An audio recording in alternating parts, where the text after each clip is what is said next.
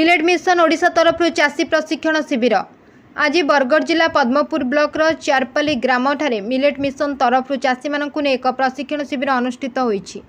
एही शिविर में चाषी मानू मांडिया चाष केमिति कराए और एथिरे केउ सार और केउ उपाय अमल करा से विषय अवगत करागला। एही शिविर में आखपाख ग्रामरू अनेक चाषी जोग देथिले। एही कार्यक्रम को मिलेट मिशन कोऑर्डिनेटर परिचालना करथिले। सर आपन परिचय देंतु। तो समस्त को नमस्कार मोर परिचय होचे Odisha millet mission programme Raghu coordinator Padam और मोर फैसिलिटेटिंग एजेंसी होती तिरंगा पदमपुर। तो आम पदमपुर ब्लॉक रे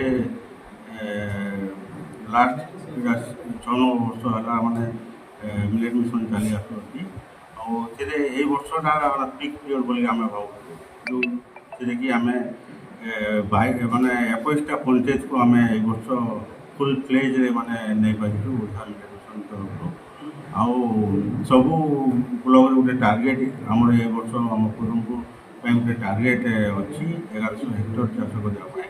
तो से भितर आम मैंने 80% चाष प्रोसेस अच्छी आउ 20% आउ नवान्न पर हो। तो मोटामोटी भाव में वर्ष बहुत भल हिसाब से आसी आम पदमपुर ब्लॉक रे। तो आम भावुँ आशा करूँ तो माने सब ब्लॉक अपेक्षा जोरसोर आम टोटाल स्टाफ लगे चाषी भाई मन पपुलेसन ठीक अच्छी आउ वर्ष आम निज टार्गेट केमती मैंने पाइपर आम समस्ते लगे। धन्यवाद। Thank you sir. Bargarh Padampur Shyamlal Tangi report Odisha समस्या न्यूज।